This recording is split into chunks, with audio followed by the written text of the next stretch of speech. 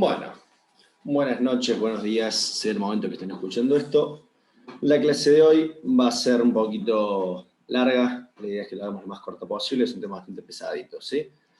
Mi nombre es Andrés Acosta y en la clase de hoy vamos a empezar a hablar de lo que es el bloqueo auriculoventricular, las bradiarritmias y la fibrilación auricular, ¿sí?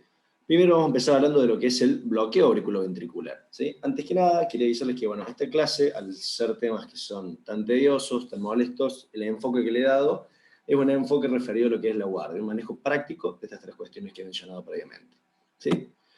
Hablaremos del bloqueo auriculoventricular como un bloqueo o un retraso y la interrupción del impulso eléctrico tanto desde las aurículas al ventrículo, ¿sí? Esto puede darse por una alteración tanto anatómica o funcional del sistema de conducción y ahora mencionaremos algunas de ellas, ¿sí?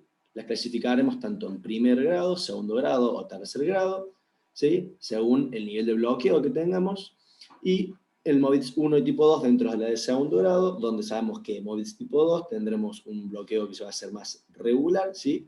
Y MOVITS tipo 1 tendremos una conducción más irregular. ¿Estamos de acuerdo? Primero empezaremos a hablar un poquito de lo que es la etiología de estos bloqueos. Hablaremos que el bloqueo fisiológico lo podemos ver en muchos pacientes, son pacientes que tienen antecedentes de actividad deportiva, ¿sí? Son algo que no tendremos que preocuparnos tanto, y se da por un aumento de un estímulo parasimpático, ¿sí? Luego el fisiopatológico, donde podemos hablar que el 50% de los casos se da por fibrosis y esclerosis del sistema de conducción, se dan por procesos clínicos no fácilmente elucidables o por cambios degenerativos en la edad, ¿sí? Podemos diferenciarlos tanto en idiopáticos, asociados a otras enfermedades, miocardiopatías, cardiopatías congénitas, etc., ¿sí? Dentro del iatrogénico, al igual que en el bloqueo fisiológico, puede ocurrir de forma aislada, pero puede exacerbar un bloqueo patológico previo, ¿sí? Dentro de las causas principales podemos dividirla por medicamentos o por procedimientos cardíacos. Dentro de los medicamentos hablaremos de los betabloqueantes, los bloqueantes de los canales de calcio y digoxina. Y dentro de los procedimientos cardíacos, una cirugía de corazón abierto, ablaciones, etc., ¿sí? Bloqueo AB de primer grado. Bueno, vamos a empezar a hablar de qué es un bloqueo y por qué se dividen en primero, segundo y tercer grado, ¿sí? El bloqueo de primer grado se da por una conducción retardada, ¿sí?, de lo que es el sistema de conducción. No es un bloqueo verdadero, podemos decir, sino que es una conducción enlentecida por alteraciones tanto anatómicas como funcionales, como mencionamos previamente, ¿sí? Se da por más de 200 milisegundos en la frecuencia cardíaca en reposo, ¿sí? Bloqueo de primer grado. La clínica, por lo general, pacientes son asintomáticos, hay que descartar enfermedades de base, ¿sí? Y una actividad atlética y un estado físico previamente aumentado, como dijimos previamente, pueden llevar a este tipo de bloqueos, ¿sí? ¿Cómo lo enfocaremos? Solicitamos laboratorio, dosaje TSH y siempre un electrocardiograma, claramente, ¿no? ¿Cómo lo identificaremos? Por un intervalo PR prolongado, más de 30 segundos, ¿sí? Y un QRS de duración normal. ¿Cómo lo trataremos? No tienen causa específica, ¿sí? No tiene terapia específica, bien digo. Antes de colocación marcapasos y llevarlo a algo más invasivo, siempre tendremos que evaluar cualquier causa que sea reversible, ¿sí? Y los síntomas se alivian o prolongan la supervivencia es cuando pensaremos en agregar un marcapasos. ¿Estamos de acuerdo? Bloqueo de segundo grado. Acá ya tenemos un bloqueo real, instaurado, con todos los chiches, como bien diríamos, ¿sí? Donde tenemos impulsos que van a generarse en la aurícula, pero no van a pasar al ventrículo, ¿sí? Según esto, y según cuántos pasen y de la forma en la que pasen, lo dividiremos en MOVITS 1 o MOVITS 2. MOVITS 1, ¿sí? Ya los conocemos, lo vimos un montón de veces en la facultad, ¿sí? Que tenemos que tener en cuenta en este bloqueo, ¿sí? Tendremos una prolongación progresiva del intervalo PR, ¿sí? Y va a venir una onda P que no va a transmitir. Es un intervalo irregular porque cada vez se va a ir ampliando más este intervalo de la onda P hasta que una no conduzca, una se bloquea en realidad hasta una de estas ondas y nos genera una contracción ventricular adecuada. Por lo general tiene presentaciones benignas, no tienen complicaciones y son con escasos síntomas, ¿sí? Dentro de lo que hablamos del segundo grado, MOVITS 2, una historia clínica de enfermedades sistémicas, intervenciones, hay que indagar sobre todo esto, ¿sí? Todos estos bloqueos hay que tener una mente parecida, ¿sí? ¿Cómo enfocarlos? antecedentes previos, fármacos que se han estado tomando o intervenciones cardíacas, y siempre indagar, como dijimos previamente, en la actividad física del paciente, ¿sí? Signos y síntomas por lo general son asintomáticos, los MOVIDS tipo 1, y pueden acompañarse de bradicardia y pulso irregular. Y en el electro vamos a ver una prolongación progresiva del intervalo PR hasta que una onda no conduzca, como dijimos anteriormente. Bueno, ¿qué vamos a hacer con esto? ¿Cómo vamos a tratarlo? ¿Sí? Todo esto que mencionamos previamente es algo que ya lo sabemos, lo hemos leído en el libro, ¿sí? En la facultad. Lo que nos interesa a nosotros es el enfoque en la guardia, ¿sí? Tenemos un electro, detectamos, tiene bloqueo tipo 2 con un MOVIDS tipo 1. Nos fijaremos principalmente si tiene síntomas o no tiene síntomas. Si el paciente no tiene síntomas, podemos empezar a dilucidarlo, estudiar con más tiempo, ¿sí? Y ver si tiene alguna causa que sea reversible, ¿sí? Si no hay causas reversibles y no tiene síntomas, no vamos a tratarlo al paciente. En caso de que el paciente no tenga una causa reversible, pero el paciente tenga síntomas, bueno, algo hay que hacer, colocación de un marcapasos permanente. Y en caso de que el paciente tenga síntomas pero resuelva el bloqueo, no haremos tratamiento adicional, ¿sí? Pero lo importante y más agudo es si llega a tener síntomas. Si está estable, seguiremos con el algoritmo que mencionamos previamente, y en caso de que el paciente esté inestable, iniciaremos la atropina, ¿sí? Acá a la izquierda ya les he dejado cómo es la dosificación, son 0,5 miligramos endovenoso, se puede repetir de 3 a 5 minutos hasta una dosis total de 3 miligramos, ¿sí? Hacemos la atropina, el paciente sale, se resuelve, pum, sí, seguimos con el resto del algoritmo.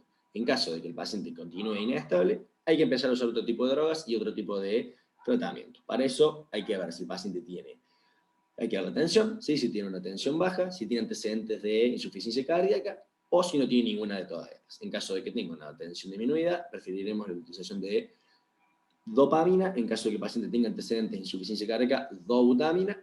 Y en el caso de que no tenga ninguna de las dos, o ya hayamos utilizado dopamina, tanto butamina, utilizaremos un marcapasos endovenoso, ¿sí? Y de esa forma lograremos la estabilización del paciente. Vamos con lo que es un bloqueo de segundo grado, MOVIDS 2. El intervalo que hay entre P y P va a ser siempre regular, pero va a haber una que no conduzca, ¿sí? Es más frecuente en pacientes con cardiopatía previa, y un bloqueo que hay que prestarle un poquito más de atención porque los pacientes suelen ser sintomáticos, ¿sí?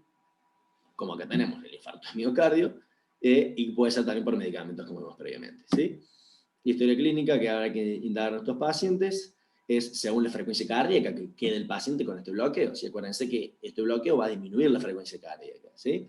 Entonces tenemos fatiga, disnea, dolor de pecho, síncope o un paro cardíaco repentino, y el electro es, como mencionamos previamente, PR constante hasta que hay una que no transmite, ¿sí?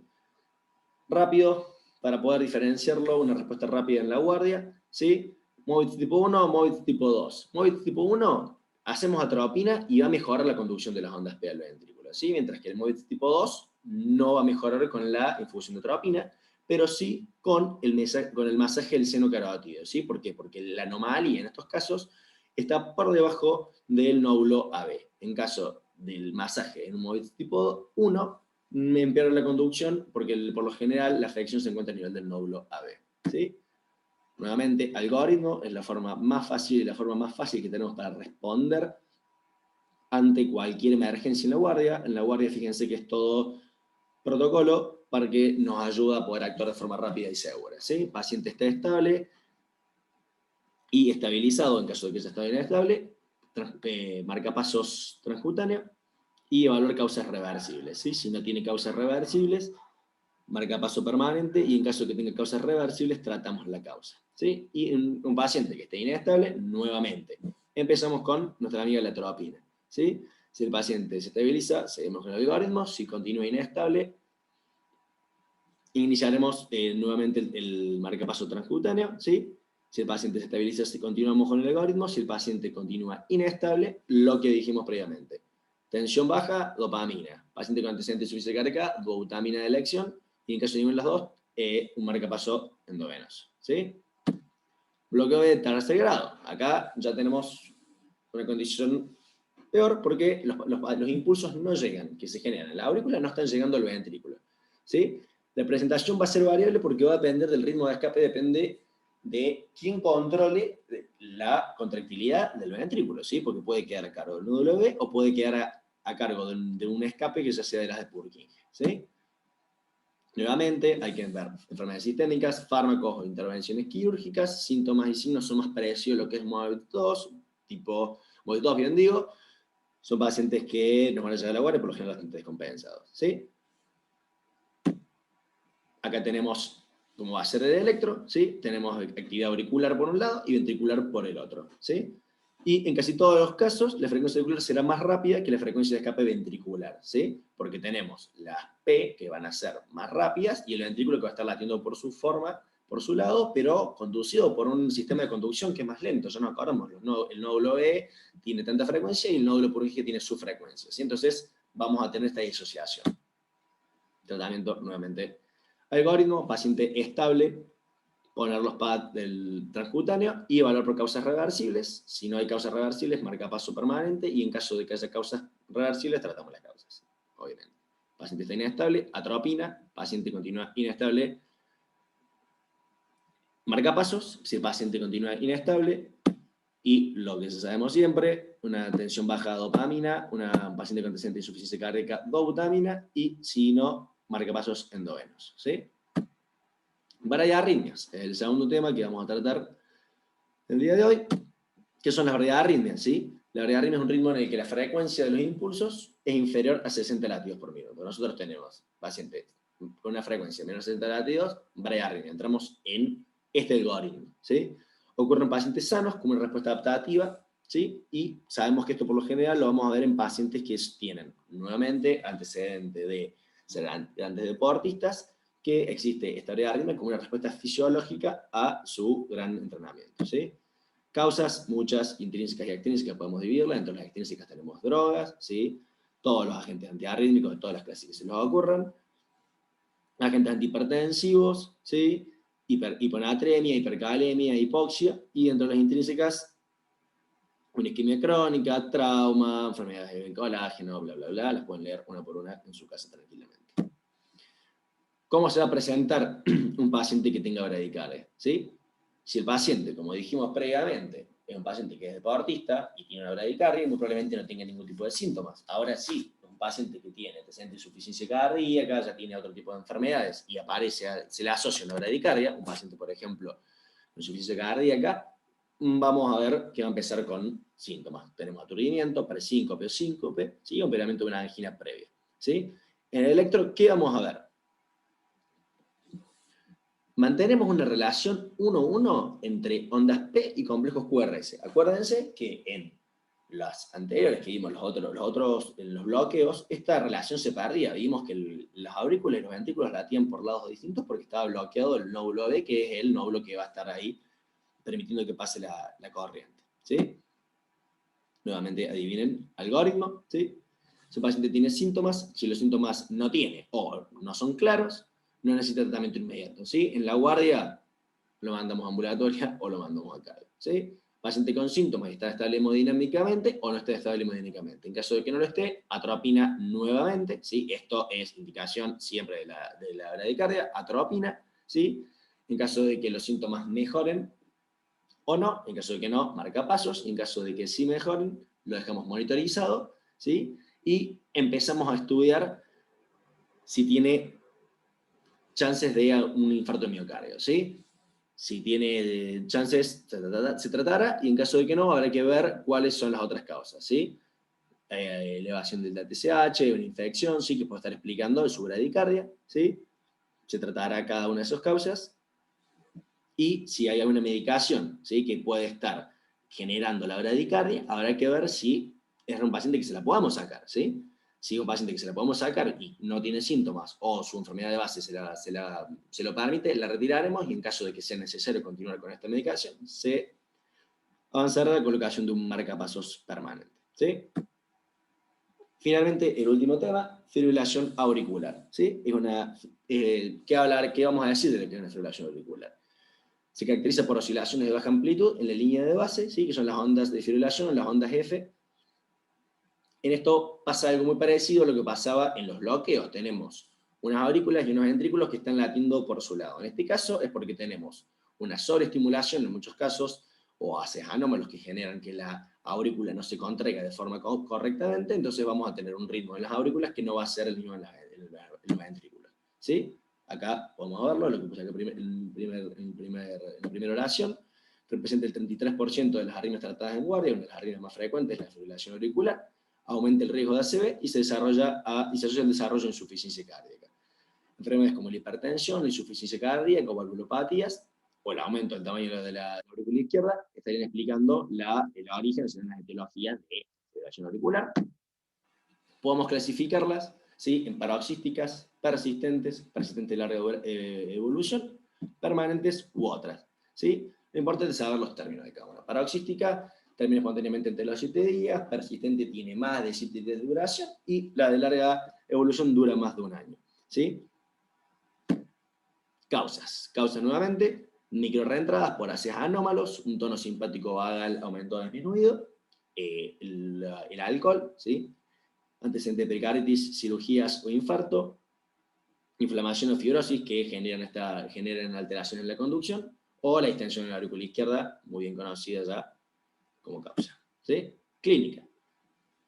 Muchos son asintomáticos, lo que es la paroxística, ¿sí?, sobre todo los ancianos y pacientes que tengan FA persistente, su corazón, su medio se adapta a lo que es la fibrilación auricular, no nos tenemos que alarmar y, según esto, enfocaremos el tratamiento. ¿Sí?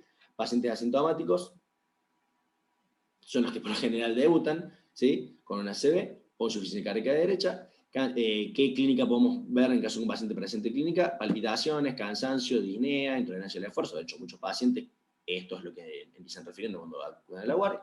Tomamos el pulso, un pulso que es irregular. ¿Sí? ¿Cómo vamos a evaluarlo? Electrocardiograma, siempre, ¿sí?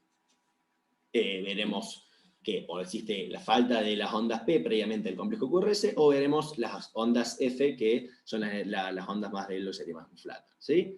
Un laboratorio vamos a pedir siempre, vamos a pedir, ¿qué necesitamos? Ionograma, ¿sí?, ampliado, porque necesitamos ver si esto se puede estar debiendo a un trastorno electrolítico, puede ser alteración de la función renal, que nos va a llevar también un trastorno del ionograma, ¿sí? Y siempre no nos olvidemos de lo que es pedir una función tiroidea, ¿sí?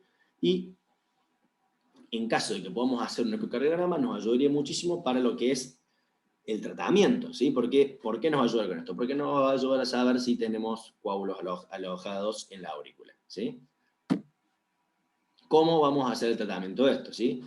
Esto lo saqué de un compañero mío que está haciendo la residencia en el italiano. La verdad que me pareció muy interesante el algoritmo que tienen y una forma bastante reducida de cómo abordar este tema. De FA hay muchísimo para hablar, pueden poner a leerse en UpToDate todo lo que quieran, pero para resumirlo, esto me parece que siempre los algoritmos es lo que necesitamos tener en mente y acordarnos rápidamente. ¿Sí? Manejo de la fibrilación auricular en la guardia central, que es lo primero que nos fijamos, si tienen estabilidad hemodinámica o no. Si el paciente tiene estabilidad hemodinámica, nos olvidamos de todo el resto, control de ritmo, control de frecuencia, estas palabras que nos vienen sonando un poquito de lo que estudiamos ya previamente. Paciente que tiene inestabilidad hemodinámica, hacemos a cardiología y procedemos a lo que es la cardioversión eléctrica. ¿Sí? Cardioversión eléctrica con una energía de 360 joules, modo sincrónico, y las paletas las pondremos anterior o anteroposterior. ¿Sí? Después sí podemos empezar a ver si el paciente no tiene inestabilidad hemodinámica. Ahora sí empezamos a hablar de lo que es control de ritmo, control de frecuencia. Si el paciente tiene este tipo de síntomas, ¿sí? Paciente con síntomas que nos refiere palpitaciones, hacemos el electro, vemos que tiene fibrilación y podemos decir, no, el paciente dice, sí, lo tengo desde hace una semana. Bueno, indagamos y sospechamos que el paciente tiene más de 48 horas de tratamiento de instaurada la FA, o paciente que dice, no sé desde cuánto tiempo la tengo. Siempre vamos a pensar que la tiene hace más de 48 horas, ¿sí? Vamos a empezar, y nuestra palabra acá es control de frecuencia, ¿sí? Hay que evitar la bradicardia. Ahí estamos de nuevo hablando de beta bloqueantes. Cuando hablamos antes de lo que son bradiarritmias, acuérdense que dijimos que hay medicamentos que nos pueden generar esto, y tenemos que tener un objetivo menor a 110 latidos por minuto, ¿sí?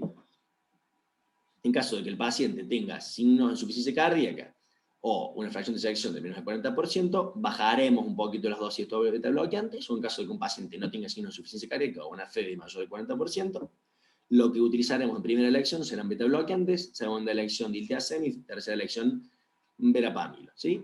Evaluaremos la utilización de digoximetamina y, obviamente, interconsulta con cardiología, quienes van a darle el seguimiento a este tipo de pacientes, donde se hace un ecocardiograma, para ver esto si tiene los coágulos alojados en la aurícula, y la anticoagulación, que es todo un capítulo aparte, que lo voy a ver en la próxima diapositiva. ¿Sí?